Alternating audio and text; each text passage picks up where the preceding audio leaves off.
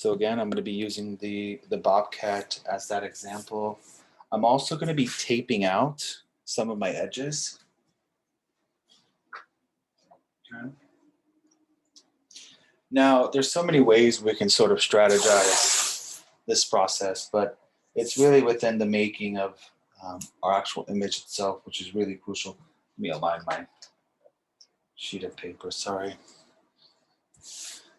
I'm just going to tape this composition to be slightly, it's not the entire sheet of paper, but something smaller for the sake of the demo.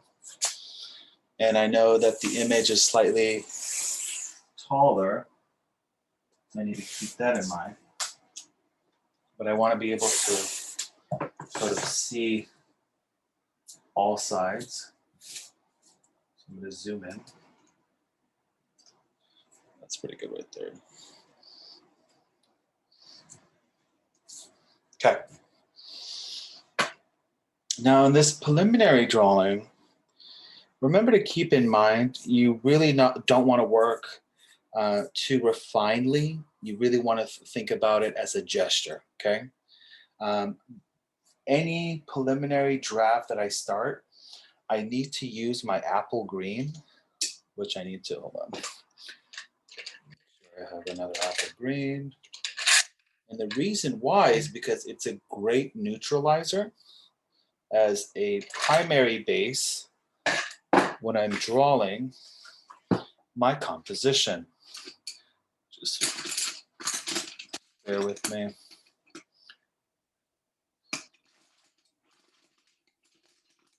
Okay. Now the apple green looks almost like a yellow green. So this is what it looks like. Okay. And the reason why I like to use this color first, because again, it sort of helps keep the foundation of my portrait much more legible in relationship to my image. So again, I'd like to always start off by, you could always use the grid method in terms of thinking about dividing it into 4, if you would like. Again, just measuring the top, which is about, and again, this is sort of zoomed in, but 19.5 by 25.5. You don't have to, but it does help you sort of figure out your composition a little bit better. But what I would say is I want you to think much more loosely. Instead of holding your pen in a standard way, whether if you're right-handed or left-handed, hold it towards the middle, right about here, and kind of work from the side. And then just start gradually making some shapes. Just adjust my camera. And again, this is a very light, early process.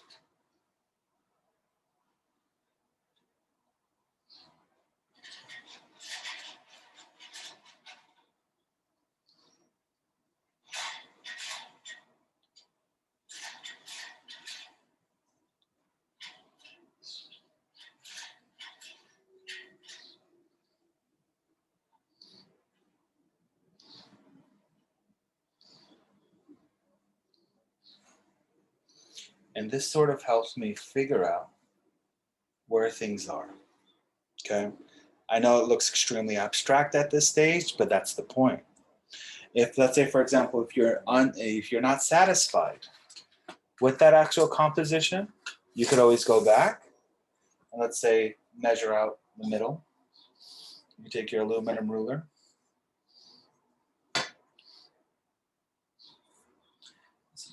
Right about here. You can divide this into 4, okay? Which will help you, which will help you figure out the rest of the composition. And you can start to see how that looks in relationship to your drawing. Just bear with me. Now, for example, if I added something similar to my image,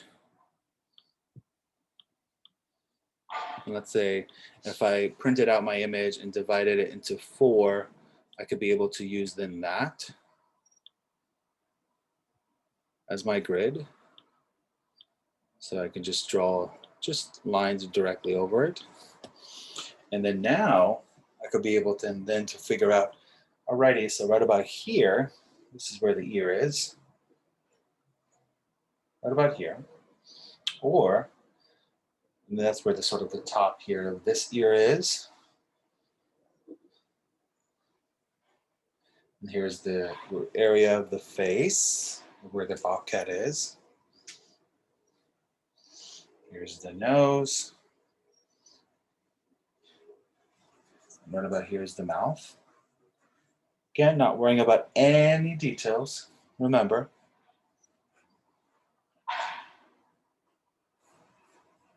this is the sort of whiskers in the cheeks.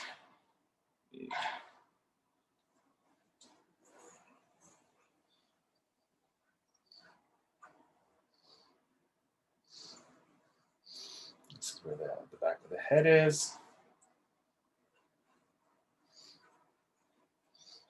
And that's sort of where everything will be. Again, very abstract, not refined at all, not worrying about any of the sort of areas in the composition in terms of details. This is the eye, right about here. Oop, the paper's moving. Here's the other eye. And I notice in this square here, right, the first top left, the ear is roughly right about there. And this helps as a guide. So if you have like any problems, you can always go back and look at it and say, why isn't it lined up correctly? What's going on? Okay. Right about halfway, which is right about here.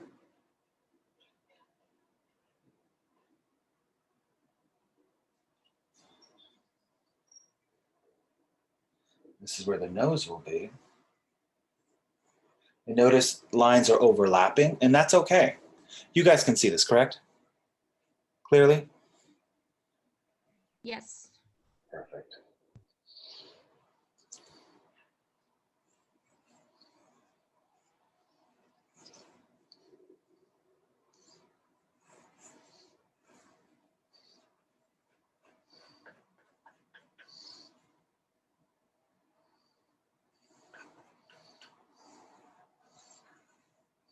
Okay. But then now, we could also see in which, again, without even looking at the composite or the color relationships yet, at this preliminary draft, the green is a wonderful neutralizer. If I made any mistakes, I could always go back and start erasing. And you can see it comes off really well.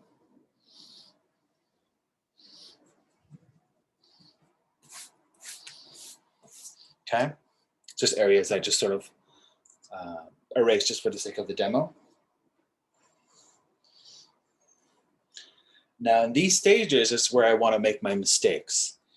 This is where I want to be able to figure out my problems first before I go on, okay?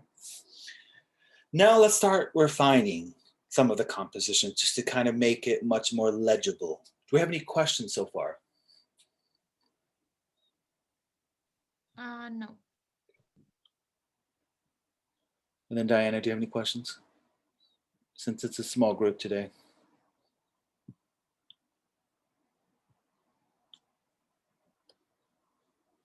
Okay. Is she saying something in the chat? Okay, perfect. So then now, let's sort of refine some of these areas.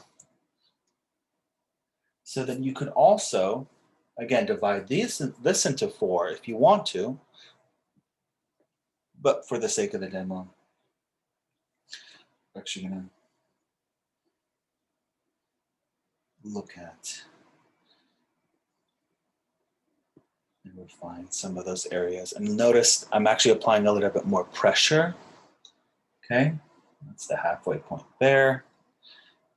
Slightly up.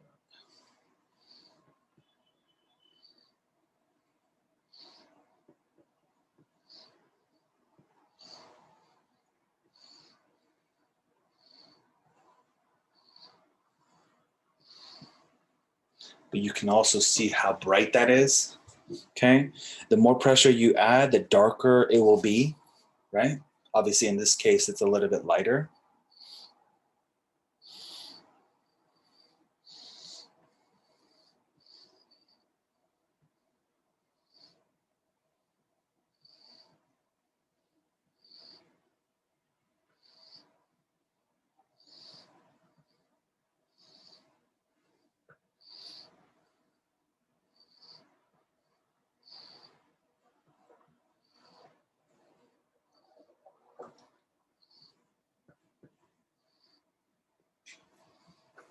Making sure my composition is correct.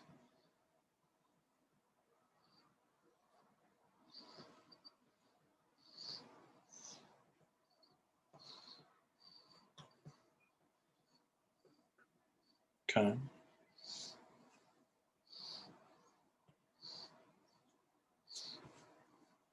I can remove some of these areas.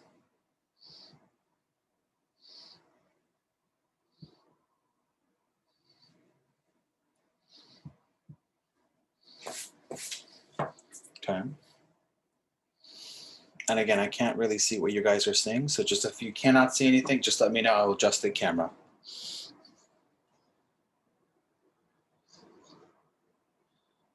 Now the eye, let's see, it's right about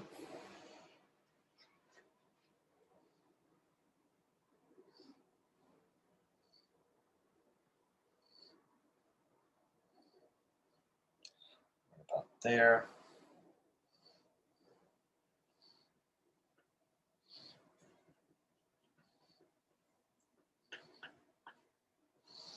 The nose.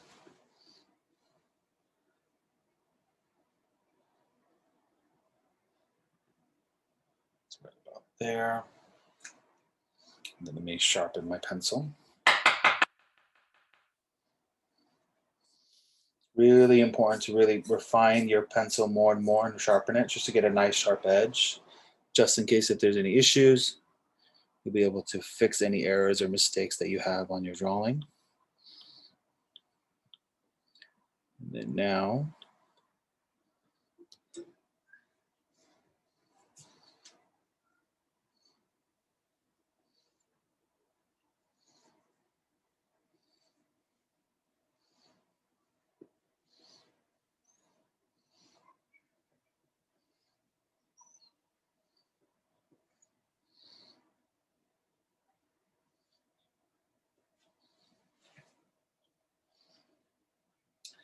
mouth area.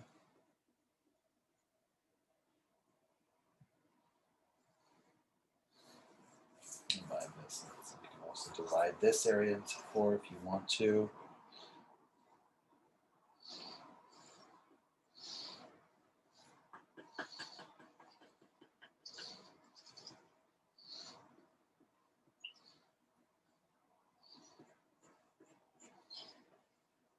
Now, I use my eraser to refine some of these edges. And again, at these stages, guys, it looks like a neon, sort of really bright image, which is completely okay because the more darks we apply, the much more easier it is to see.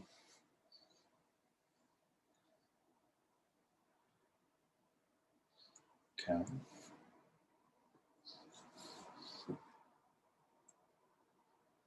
Some of those areas.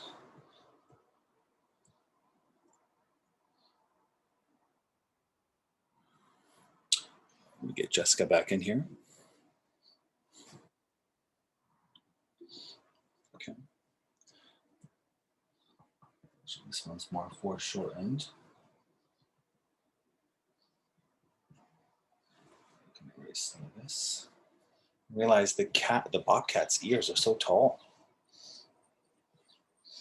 Okay, and then right about on this side, you have the wonderful beard. Notice I'm just slightly kind of making composition going around. And then there's also the darker areas here, and then the rest of the body.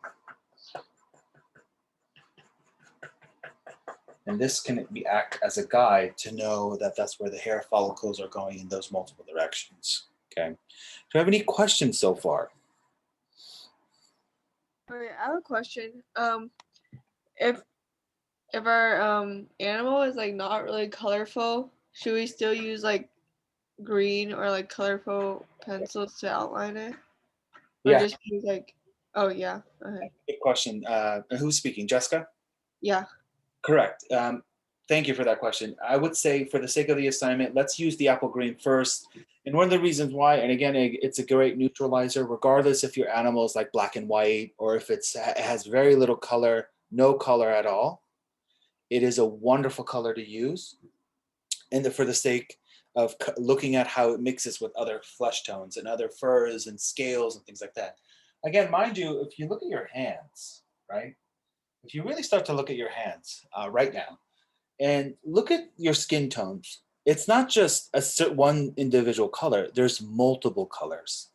There's a numerous amounts of colors on our skin tones. So keep in mind that once we're really getting into the process of making our drawings, look at the amount of colors that is actually on our skin, because you'll be surprised to see how much we can actually really start to observe. And a part of the assignment is really just kind of having fun and really exploring how we can mix colors for the sake of the assignment, and really see how the color relationships blend together. Because this is a layering process we're going to explore. This is not just looking at it as one primary, one secondary, or one tertiary color. No, it's see how they can complement each other. Now, for example, Jessica, what's your animal?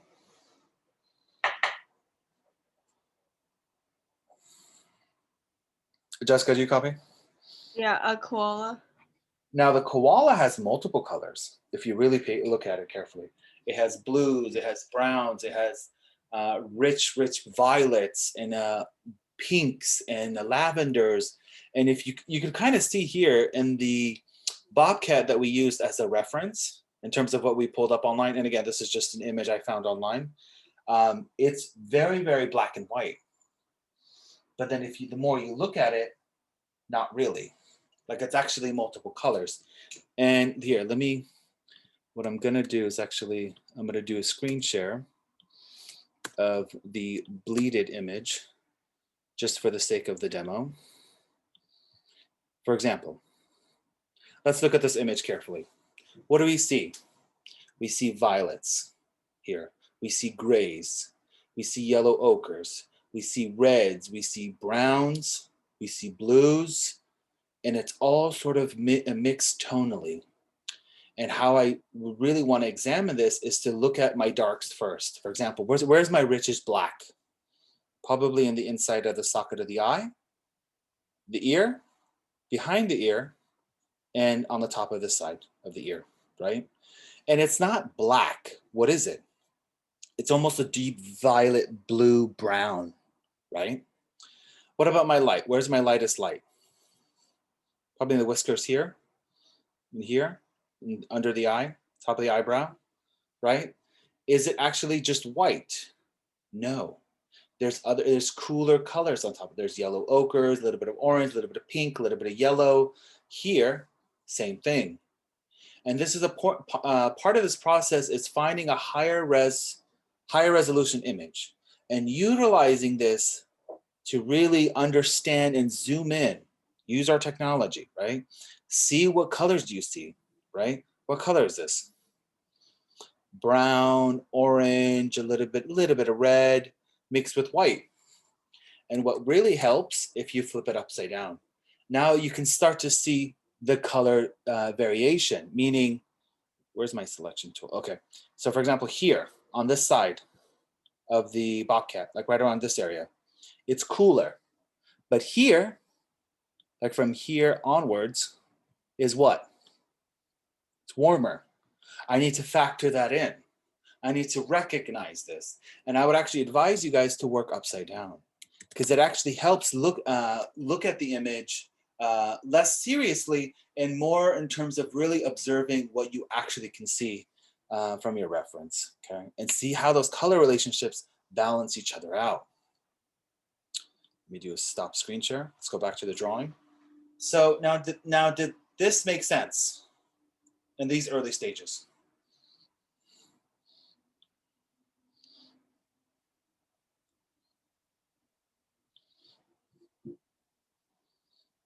Questions, guys?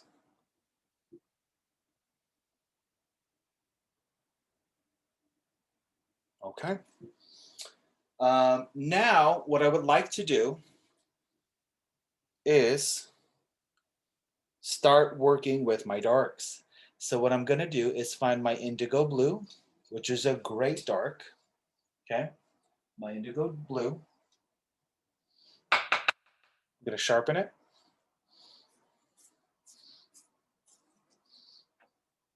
And now I'm going to start adding some blues as my base. Where's my image? Go back, sorry. Now where are my darks? Now my darkest darks are right about here.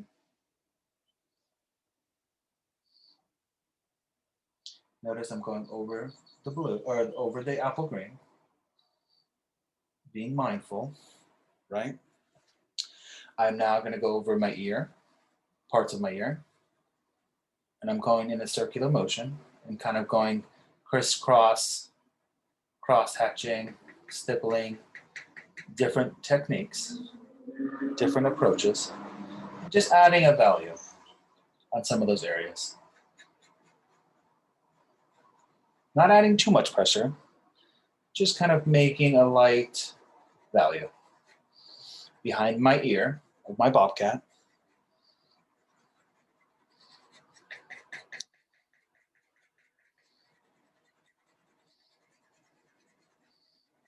and I wanted to sort of blend with that apple green to sort of see how it reacts to the apple green. Okay, and really starting to pay attention to see where's my darks, where are my lights, using the side of my indigo blue to gradually add some value.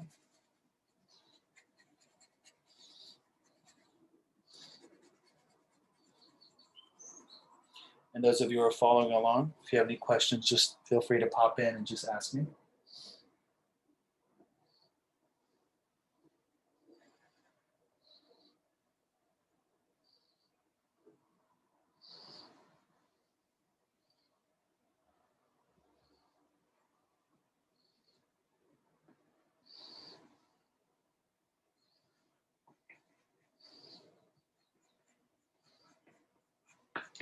Areas of my whisker.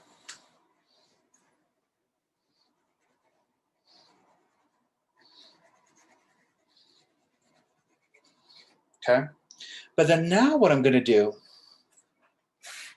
is find my deepest brown, my dark brown.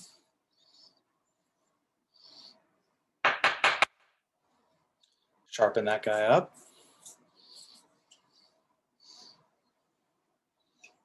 Actually, it's wider. And now add a value over my indigo blue. And this will be my black. So a deep indigo blue and dark brown will be my black. It's a great base to work from. And this even goes back to, Jessica, your comment about the koala. How can I make and start mixing some of those colors in order to showcase some of the variations of the koala's fur, of the koala's reflection, building upon that texture. This is a wonderful color to use. Okay. Any questions about this process so far?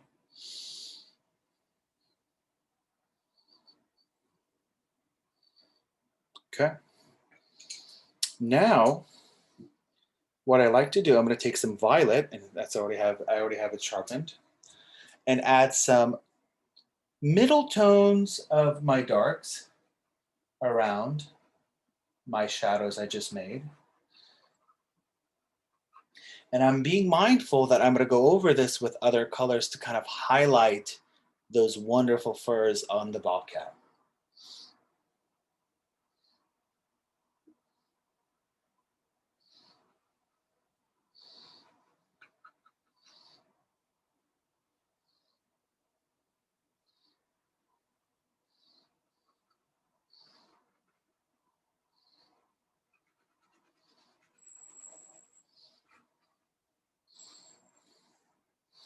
And this part is really counterintuitive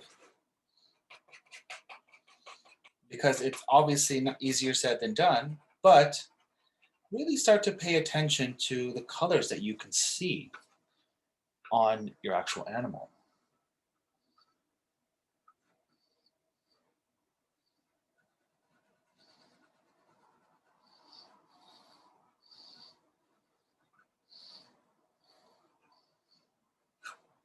Okay, I know it's a little bit hard to see. Hold on, if I cover,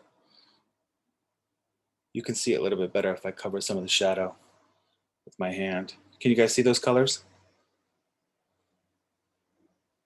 Yeah. Okay.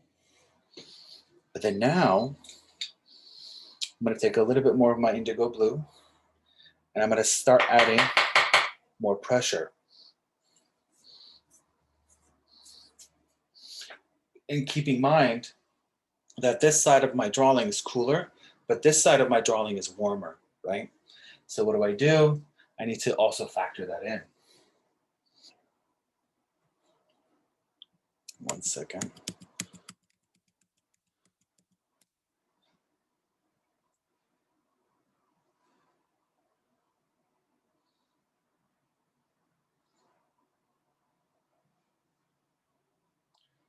Just going over the nose of the bobcat, as well as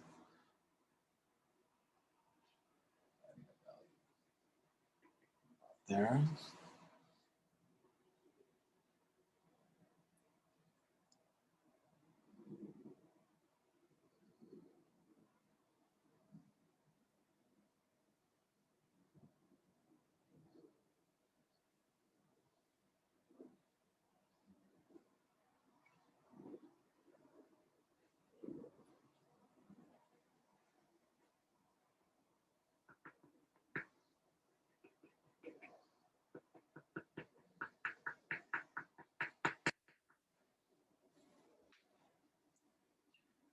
Okay.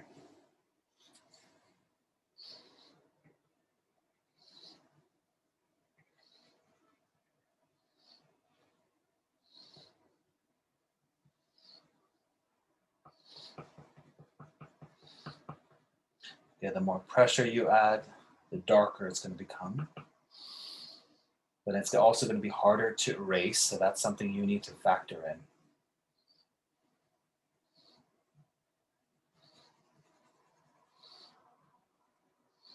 Okay, you can see how dark that is. Cover that up. It almost looks like a rich black, which is fantastic, which is what you want.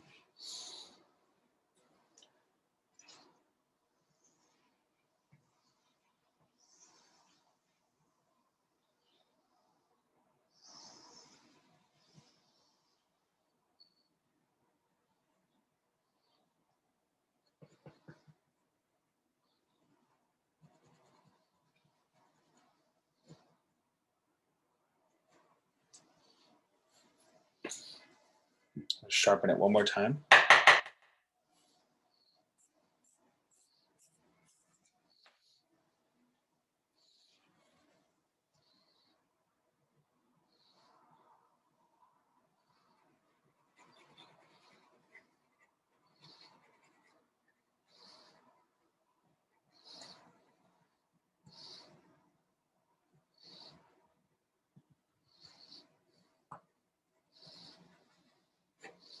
Okay.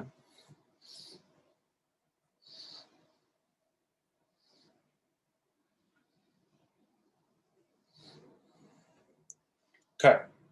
So then now I'm actually going to start working on the eye just for the sake of the demo. And I'm actually going to add a little bit of the Spanish orange. Let me zoom in. See that better? It's a little grainy. Why is it so grainy? There, if I can cover it up.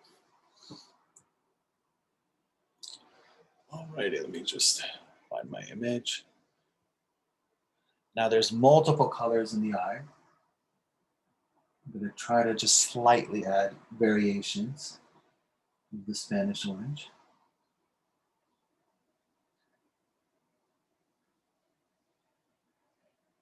Okay.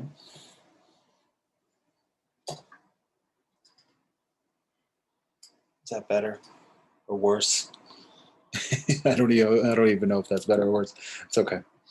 Add a little bit of a more standard orange around. Okay. But then now, this is a little bit later in the stage, but just for the sake of the demo, kind of wrap you guys' head around the assignment. We use white last, but I'm going to add a highlight.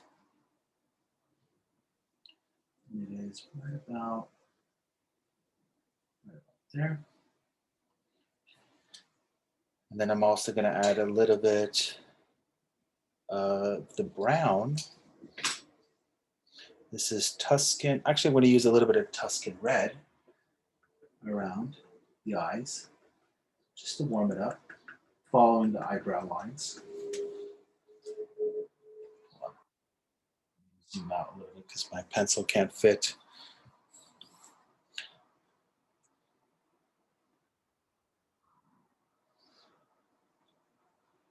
Okay.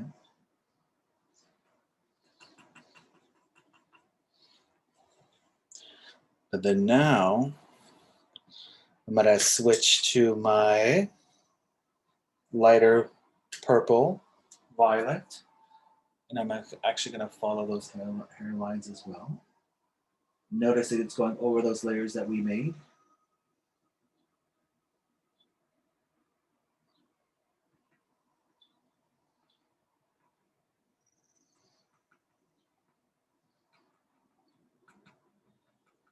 And I'll zoom in on this so you guys can see a little better. Okay. But then now, I'm going to switch to a little bit of that Spanish orange one more time.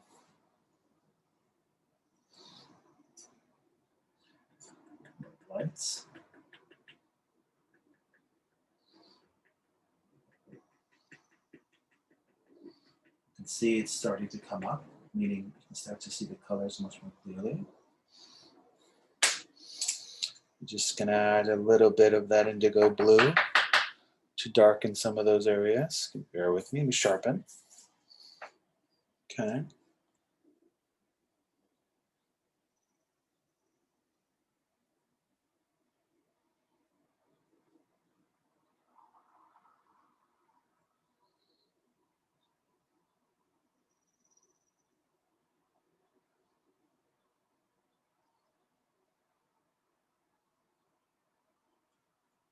Okay.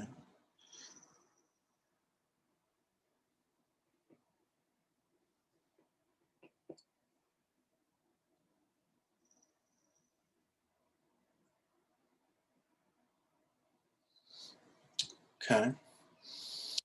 And then lastly, I'm going to add some of the whites on those layers. Just being really mindful. Note, and I'm barely even touching my sheet of paper. You can see how bright that is.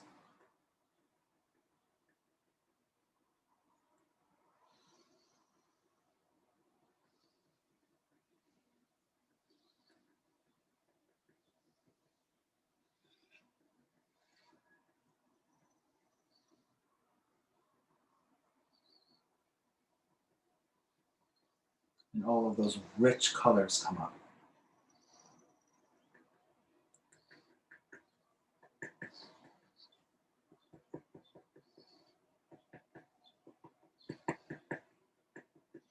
But I really want you guys to start to think about this later.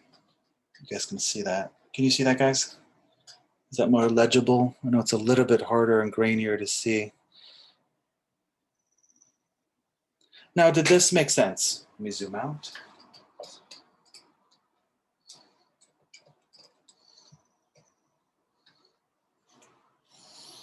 Now you can start to see the Bobcat a little bit more clearly. What questions do we have?